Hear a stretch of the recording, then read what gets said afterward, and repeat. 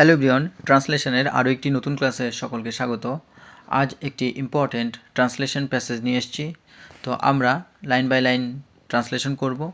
আশা করি পরীক্ষার ক্ষেত্রে খুবই গুরুত্বপূর্ণ এবং তোমরা সমগ্র ভিডিওটি দেখলে খুবই উপকৃত হবে। স্কিপ না করে দেখতে থাকো। চলো প্রথমে আমরা শুরু করি যে নরওয়ের উত্তর প্রান্তে এমন দেশও আছে যেখানে মধ্য এপ্রিল থেকে আগস্টের পর পর্যন্ত 4 মাস সূর্য মোটেই অস্ত যায় না। তাহলে বলবো, যেহেতু এটা অব্যক্তিগত সেই কারণে আমরা দেয়ার দিয়ে শুরু করব যে there is also a country in the northern part of Norway, অর্থাৎ নরওয়ের উত্তরাংশে এমন একটা দেশ আছে where the sun does not set at all, যেখানে আদৌ সূর্য অস্ত যায় না ফর 4 মান্থস 4 মাসের জন্য, from mid April to late August, অর্থাৎ মধ্য এপ্রিল থেকে আগস্টের শেষ পর্যন্ত। তো এখানে কিন্তু আমরা যেহেতু একটু বড় সেন্টেন্স, তো সেটাকে আমরা ছোট ছোট আকারে এবং ট্রান্সলেট করে সেটাকে কিন্তু যুক্ত করেছি। আর এখানে আমরা দেখব যে সেট, আমরা এখানে সেট পাবো। সেট মানে কি? অস্ত যাওয়া। তো এটাকে আমরা সিনোনিমসও লিখব, যাতে কয়েকটি সিনোনিমস আমাদের মনে থাকলে খুব সহজেই এই ধরনের যখনই সেন্টেন্স আসবে আমরা যেন খুব সহজেই আমাদের যে কোনো একটা মনে পড়লে আমরা তাড়াতাড়ি যাতে ট্রান্সলেট করতে পারি। যেমন সিঙ্ক হবে, সিঙ্ক অস্ত যাওয়া বলতে পারি, বা আমরা ড্রোন বলতে পারি, বা আমরা বলতে পারি সাবমার্স অস্ত যাওয়া। তো এটি কিন্তু সিম্পল প্রেজেন্ট টেন্সে আছে ট্রান্সলেশনটি, এই লাইনটি। তো এখানে হোয়ার দিয়ে আরেকটা সাবঅর্ডিনেট ক্লজ যুক্ত করা হয়েছে, অর্থাৎ আরেকটা লাইনকে যুক্ত করা হয়েছে, এবং সেটাও আমরা দেখতে পাচ্ছি যে এখানে ডাজ নট ব্যবহার করা হয়েছে যেহেতু নাবাচক। আর এটাও কিন্তু subject third person singular number the sun, তো সেই কারণে কিন্তু এখানেও আমরা সিম্পল প্রেজেন্ট টেন্সের রুলসই ব্যবহার করেছি। চলো পরের বাক্যটি দেখি। অর্থাৎ বছরে 4 মাস সেখানে একটানা দিনের আলো থাকে। তাহলে দ্যাট মিনস, অর্থাৎ বা সেই অর্থে, there is continuous day light for 4 months a year, অর্থাৎ বছরে 4 মাস কি কন্টিনিউয়াস ডে লাইট থাকে বা দিনের আলো থাকে। তো আমরা এখানে কন্টিনিউয়াস শব্দটার আরও কয়েকটা সিনোনিমস জেনে নেব, যেমন ইনসেশান্ট, বা আমরা বলতে পারি এন্ডলেস, বা আমরা বলতে পারি গ্রাজুয়াল। তো আমরা কিন্তু এতগুলো সিনোনিম জানলাম। আর এখানে দ্যাট মিনস, যার অর্থ যে there is continuous, there is বলতে সেইখানে বোঝাচ্ছে, অর্থাৎ জায়গাটিকে বোঝাচ্ছে, এই কারণে আমরা দেয়ার ইজ ব্যবহার করেছি। আর ফর 4 মান্থস অর্থাৎ 4 মাসের জন্য, এই ইয়ার অর্থাৎ বছরে। চলো পরের বাক্যটি দেখি।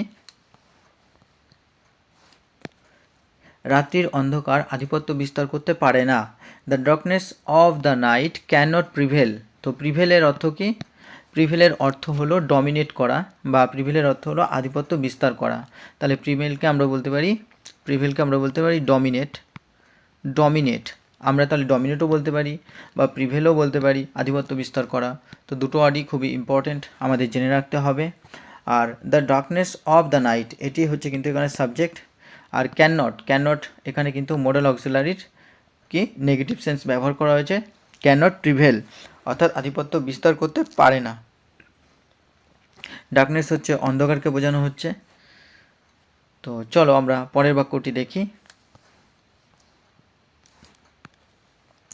অবশিষ্ট 8 মাস সূর্যের স্থিতিকাল ক্রমশ একটু কম হয়ে আসতে থাকে বটে। তো কি বলবো? দ্য রিমেনিং 8 মান্থস, অর্থাৎ অবশিষ্ট যে 8 মাস, অফ দ্য সানস ডিউরেশন, মানে এই সূর্যের সময়কালের যে অবশিষ্ট 8 মাস কি gradually become shorter.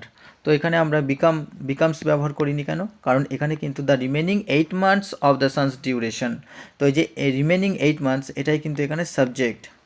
Remaining 8 months of the sun's ডিউরেশনের যে রিমেনিং 8 মান্থস বা সাবজেক্ট এখানে যেহেতু প্লুরাল, তো সেই ক্ষেত্রে কিন্তু এখানে তারপরে আমরা যে মেন ভার্ব ব্যবহার করেছি সেটা হচ্ছে বিকাম, যেটাকে কিন্তু আমরা কি এস বা ইএস যুক্ত করিনি, সেটাকে আমরা মেন 1 নম্বর ফর্মে রেখেছি যেহেতু সাবজেক্ট প্লুরাল আছে। তো গ্রাজুয়ালি অর্থাৎ ধীরে ধীরে বা আস্তে আস্তে কি শর্টার হতে থাকে, অর্থাৎ কমতে থাকে। তো এখানে আমরা সিম্পল প্রেজেন্ট টেন্সেই সেন্টেন্সটাকে ট্রান্সলেট করেছি। চলো আমরা পরের বাক্যটি দেখি। তাহলেও বেশিরভাগ সময়ই থাকে গোধূলির মতো মৃদু আলো। তাহলে ইভেন দেন এবং তাহলেও তারপরেও মোস্ট অফ দ্য টাইম, তো বেশিরভাগ সময় কি, there is a soft light, অর্থাৎ মৃদু আলো থাকে, লাইক টয়লাইট, গোধূলির মতো, লাইক টয়লাইট অর্থাৎ গোধূলির মতো। তো গোধূলির আমরা আরেকটা সিনোনিমস দেখি, যেমন ডাস্ক বলতে পারি, ডাস্ক অর্থাৎ গোধূলি হচ্ছে সন্ধ্যা লাগবে লাগবে ভাব, সেই সময়টাকে কিন্তু আমরা গোধূলি বলি। তো টয়লাইট এবং ডাস্ক এই দুটো সিনোনিম আমরা জেনে নিলাম আমাদের সুবিধার্থে, অর্থাৎ আমাদের সুবিধা হবে। আর এখানে আমরা দেখব সফট, সফট হচ্ছে নরম। তো সফটকে আমরা মাইল্ডও বলতে পারি, মাইল্ড বলতে পারি, বা টেন্ডারও বলতে পারি, মাইল্ড, টেন্ডার। তো এখানে আমরা দেখলাম এটাও কিন্তু কি, most of the time there is, তো মোস্ট অফ দ্য টাইম এখানে যেতে টাইম কাউন্টলেস, বা সময়কে আমরা সাধারণত কাউন্টলেস, আনকাউন্টেবল নাউন হিসেবে ধরি, তো সেই কারণে কিন্তু এখানে ইজ ব্যবহার করা হয়েছে, অর্থাৎ সিঙ্গুলার হিসেবে ধরা হয়েছে।